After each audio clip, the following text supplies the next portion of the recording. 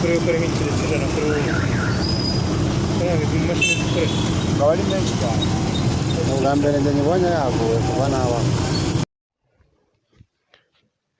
Okay, nk'uko mubizi ni ya YouTube channel yanyu rero, nk'uko muri kubera kuri aya mafoto muri kubona ko ari imashini yicuritse imeze nkaho yaguye n'ubundi yaguye. Iyi ngiyi nk'uko muri kubibona, iyi mashini rero utaza kubona amafoto abantu benshi bakubeshya, kaze nkubwire imva n'imvano y'uburyo iyi mashini yabaye uku nguku.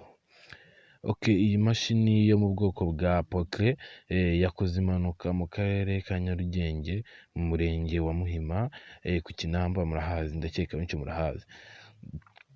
Ababonye iyi mpanuka bavuze ko ku mugoroba nka saa 10 zuzuye aho imashini yo mu bwoko bwa Ponkere yaje kuba yicurika ubwo bashakaga kuyimanura ku ikamyo ngo iyimanure mu gishanga, ari naho yari igiye guhinga. Namwe murabizi izi mashini ntabwo zijya zibasha kugenda mu muhanda, rero bari bashaka kuyimanura ngo ijye mu kazi, ijye guhinga, bayikuye kuri ya kamyo. Ubwo rero nibwo umushoferi wari utwaye iyo mashini yahise asimbuka iyo mashini mbere y'uko igwa. Yabibonye kare ko igiye kugwa ahita arasimbuka, aho iyo kamyo nayo ntacyo yigeze iba ndetse nta muntu n'umwe yishe, nta n'icyo yangije.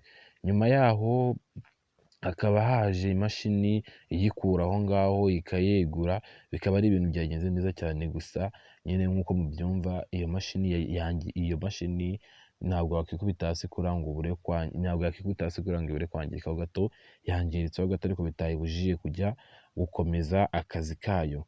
Nk'uko rero Imana yahabaye, ni ishimwe rikomeye cyane. Icyo ngusaba nta kindi, inkuru nuko byagenze byose.